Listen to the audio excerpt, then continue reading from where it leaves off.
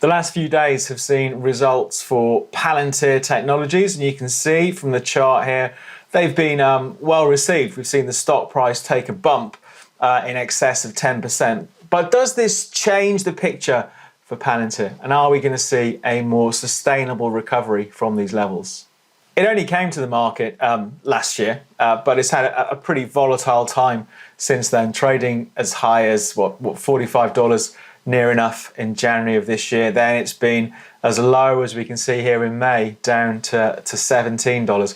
We have seen the price stabilize over the last few months. And as I said, we had those earnings out a few days ago that gave it something of a bump. So I thought, let's take a look at Palantir in a bit more detail, find out why we saw those earnings better, perhaps better than expected, or revenues better than expected. Some of the recent news, then come back and take a look at the charts and the technicals in a bit more detail.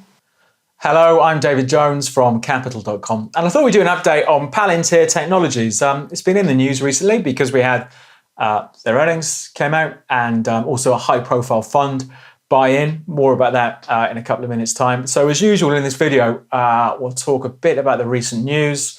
We'll look at the levels to watch. Then we'll jump back onto the platform, take a look at the charts and the technicals in a bit more detail, and see where any opportunities might be. As usual, if you're watching this and you haven't subscribed, if you could click on subscribe, it does help support the channel. It's a new channel for us, and it means we can continue to push out lots of different content throughout the week on the various stocks that we look at. Right, let's get into it and take a look at Palantir in a bit more detail. Just in case you're unaware of what the company does, it's a US software company specializing in big data analytics. It operates in a few sectors, quite different sectors as well. Fraud investigation, counter-terrorism, healthcare. So lots of potential clients for its services really across both the private and the public sector. It only came to the market in September last year, so you've been able to buy stock in Palantir for less than a year. And in that time, we've seen some really volatile trading. It's been as high as $45. It's been as low as $17. We saw a big jump last week on the earnings. So a fairly wild ride, I think, for any longer-term investors so far. Second quarter earnings were good, as was the first quarter. We saw for the second quarter earnings last week, 49% growth in revenue year on year. Earnings per share came in around 4 cents per share, which was pretty much what the market was expecting, but a solid bunch of numbers and a strong move for the stock price.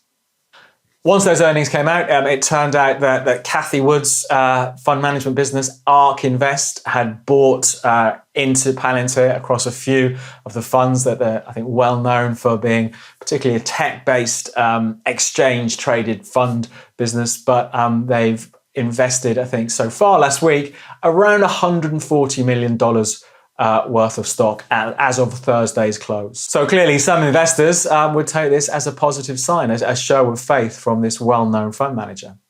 One of the reasons it's been volatile this year, it had attracted some interest as part of the whole meme stock craze, I suppose, that we saw at the beginning of the year in the likes of GameStop and AMC, due to the relatively large short interest in Palantir. Perhaps some of that excitement has gone away, but it still can be a fairly volatile stock. Let's look at the big levels to watch, then we'll jump back onto the charts. So for me, the most immediate levels, and they're quite far apart, showing the volatility. We've got highs from June around $27.40.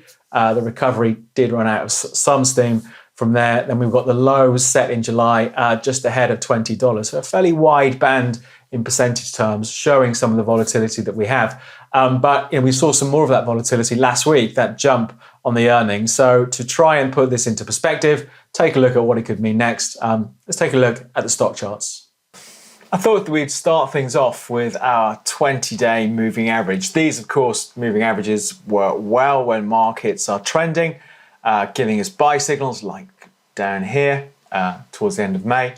Then a sell signal when the moving average falls below, when the price, falls below the moving average, like here, beginning of July, which did pretty well, giving us a sell signal as the price fell through about $25. So I thought, let's take a look at that and in a bit more detail. The latest signal we've had from the moving average is only a few days ago, about a week ago. So the 9th of August, as the price moved above that moving average, which is sitting around $22. So for now, at least, the moving average is still positive. It remains to be seen if we're going to have the same sort of recovery we had from that signal off towards the end of May. So positive from that point of view.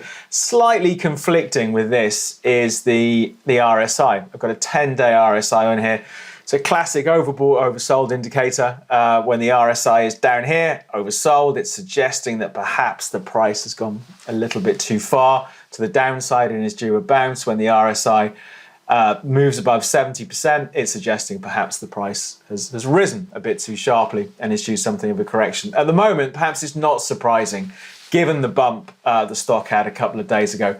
We're seeing that RSI head towards 70%, towards the overbought area. So perhaps some may be cautious of some weakness in the days ahead. So it wouldn't be surprised to see something of a pullback. You know, that was a big move after earnings. The day before, it was at $22, and here we are at the time of recording, just below $25. That is a sizable move in a couple of days. So it perhaps shouldn't be too surprising if we did see a pullback here. But what do we have from a trend point of view? Let's take a look at the charts and the price action.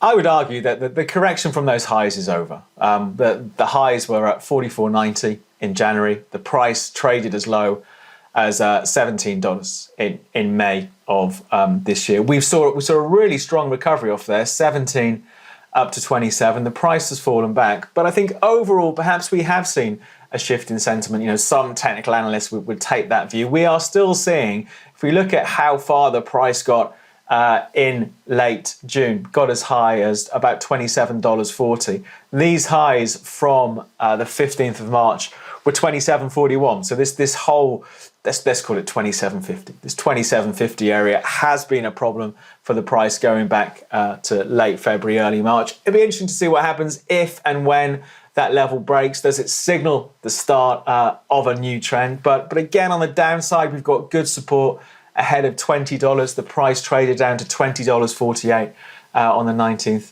of July. So I think overall, I think we have seen a shift from this downtrend, this slide, to a more positive outlook at the moment.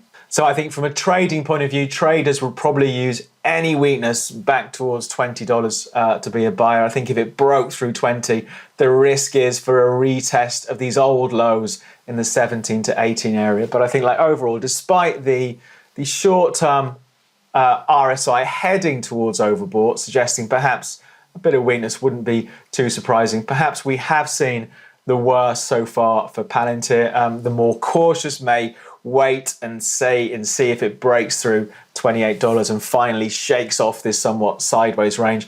But an interesting stock to watch. Perhaps we won't see the same sort of volatility over the next couple of weeks that we've seen over the last few days because of those earnings, but we'll come back to it and see how it resolves itself from here.